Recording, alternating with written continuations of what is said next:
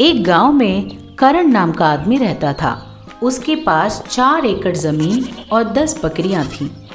पूरा गांव प्राकृतिक खाद का उपयोग करके खेती करते थे। अरे यार, खेती करने की सोचूं तो डर लगता है। पौधे बढ़ नहीं रहे और फसल भी ठीक नहीं आ रही है। ऐसे नहीं, इस बार खूब खाद डालकर, दवाई भी बहुत छिड़क कर पूरे गांव में सबसे ज्यादा फसल उगाना होगा। इस तरह एक बार पूरे गांव ने मक्के के बीज बोए। पूरे गांव ने मक्के के बीज बो दिए हैं। मैं भी मक्के के बीज ही बोकर उन लोगों से ज्यादा फसल उगाऊंगा। लेकिन थोड़े थोड़े दवाई छिड़कने से अब काम नहीं चलेगा। शहर जाकर महंगे दवाई खरीद के छिड़कूंगा, तब एक पेड़ पर 1 क्विंटल भुट्टे उगेंगे। ऐसा सोचकर एक दिन शहर जाकर बहुत सारी दवाइयां खरीद कर लाता है। उन सबको साथ लेकर पीठ पर एक दवा मारने का डब्बा रखकर जब वो अपने खेतों की तरफ जा रहा था, तब रास्ते में राज नाम का आदमी उसे मिला। ये क्या भाई, गांव में सब लोग प्राकृतिक खेती कर रहे हैं और तुम हो कि इधर उधर की दवाइयां छिड़क रहे हो। ये कोई ऐसी वैसी दवाई नहीं है। इन्हें छिड़कने से जानते हो कितनी फसल होती है। फसल का तो पता नहीं, लेकिन उनको खाने के बाद लोगों को कौन सी बीमारियां होंगी वो मुझे पता है। गांव भर के लोग मुझसे जलते हैं कि मैं अच्छी फसल कर लेता हूं। जाओ जाओ, जाकर अपनी खेती बाड़ी देखो।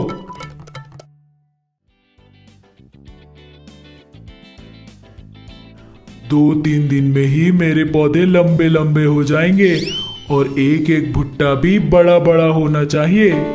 ऐसा सोचते हुए वो दवाई छिड़कने लगा। इस तरह उसने 2-3 दिन दवाई छिड़की। तीसरे दिन जब वो अपने खेत पहुंचा तो उसे अपने आंखों पर विश्वास नहीं हुआ। मक्के के सारे पौधे काफी लंबे लंबे हो चुके थे। लगता है दवाई बहुत अच्छा काम किया। अगर पौधे ही इतने बड़े हैं तो भुट्टे और कितने बड़े होंगे। हफ्ता 10 दिन इंतजार कर कर देखता हूँ। अपनी फसल को देखकर करण के मन में एक और ख्याल आया। इस दवा को फसल पर छिड़का तो ये पौधे इतने बड़े बड़े हो गए हैं। अगर इसी दवा को मैं अपनी बकरी में से एक बकरी पर छिड़कूं तो पता नहीं वो कितने बड़े हो जाएंगे। हाँ, अपने बकरियों में से एक को इन सब दवाइयाँ मिलाकर खिलाता हूँ। ऐसा सोचकर अपने बकरियों में से एक को वो दवाइयाँ 2-3 दिन के लिए खिलाता है। चौथे दिन वो बकरी इतनी लंबी हो गई कि वो आसमान छूने लगी। ये देखकर करण, अरे वाह, मेरी बकरी! इसे मारो तो पूरा एक जिले के लोग खा सकते हैं। इसे बेचने से मुझे खूब सारे पैसे भी मिलेंगे। अभी इसे ले जाकर मटन शॉप पर जाता हूँ। ऐसा सोचकर उस बकरी को लेकर वो मटन की दुकान पर पहुंचा। ओ भाई, इस बकरी के कितने पैसे दोगे? इसके पहले ही गांव में लोग बोल रहे हैं कि मैं उम्र में बड़ी बकरियां बेचता हूँ। अगर मैंने इसे बेचा तो कोई भी खरीदने नहीं आएगा मेरे पास। मुझे ये बकरी नहीं चाहिए बाबा, तुम ही रखो।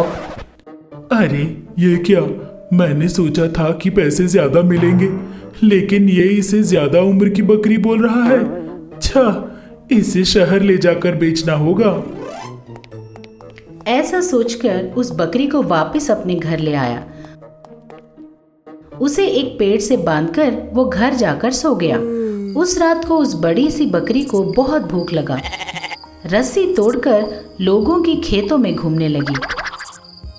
वहां के खेतों के फसल उस बकरी के पांव तक भी नहीं आ रहे थे। करण के मक्के की फसल काफी बड़ी होने की वजह से उस बकरी के मुंह तक पहुंच पाए। तब उसने पूरी फसल खा ली और जंगल की ओर चली गई। सुबह उठकर जब करण अपनी फसल को देखता है तो वो हक्का बक्का रह जाता है। हाय राम, मैंने कितनी उम्मीदें बांधी थी, लेकिन इस बकरी ने मेरी सारी फसल बर्बाद कर दी। वो जोर जोर से रोने लगा।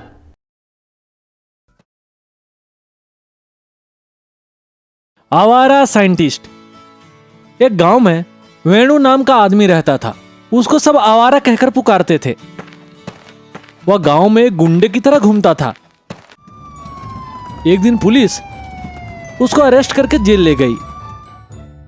पुलिस कुर्सी पर बैठी थी और वेणु उसके सामने नीचे बैठा था। क्यों रे, क्यों किया वो काम? कौन सा काम सर? कौन सा काम? सुबह का करा काम दोपहर तक भूल गए हो क्या? ओह, सुबह के काम के बारे में पूछ रहे हो क्या? हाँ, क्यों किया वो काम? क्या सर वैसे पूछ रहे हो? सुबह उठते ही मेरे पेट में गड़बड़ी हुई। बाथरूम में जाकर मैंने अपना काम पूरा कर दिया।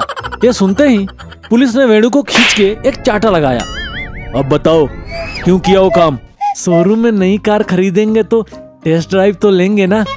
वैसे ही दिवाली के लिए जो पटाखे मैंने खरीदे वो फटेंगे या नहीं, उसी शॉप में मैंने टेस्ट कर लिया। बम फटा, शॉप भी फट गया। आप ही बताइए, इसमें मेरा क्या कसूर है?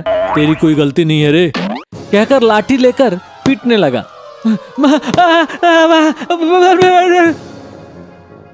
वेणु रिलीज होकर घर जा रहा था। हड्डियां तोड़ दी है। कहीं तो मिलोगे मुझे, मैं तुम्हें छोड़ूंगा नहीं। इतने में एक चिड़िया वेणु के सर पे आकर पर से मार के चली गई। वेणु अपने सर पे हाथ रख के, ए तेरा पर तोड़ दूंगा, जा, कहते हुए आगे जा रहा था।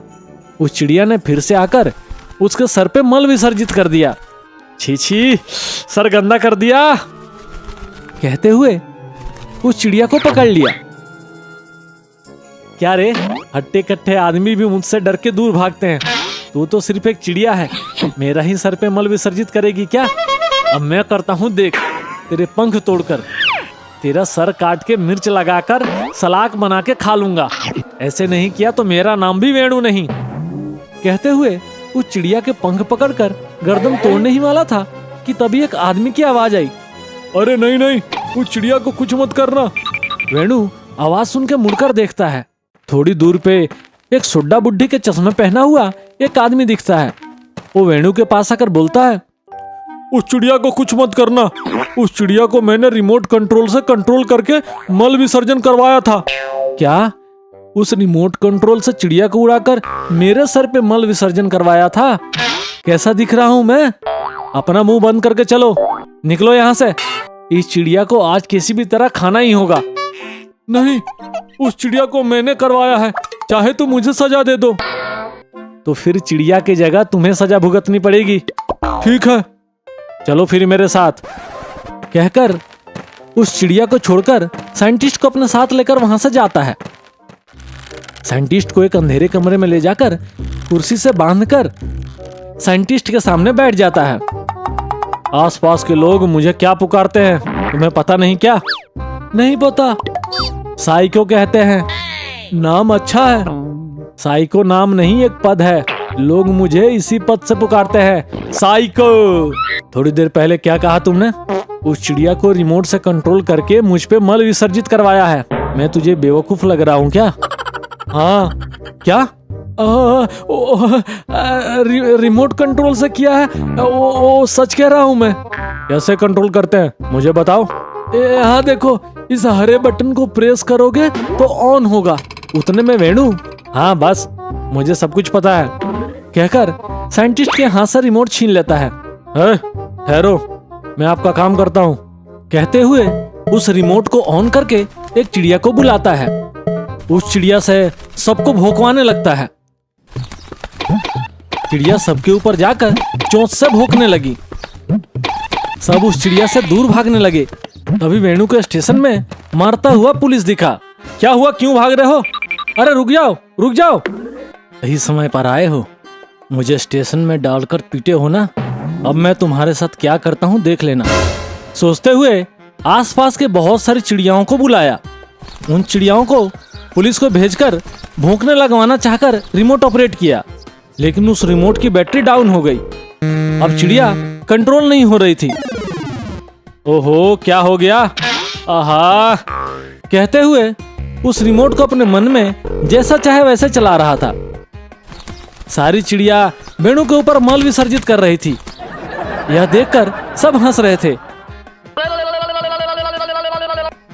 ऐसे ही ज्ञानवर्धक कहानियों के साथ हम फिर मिलेंगे।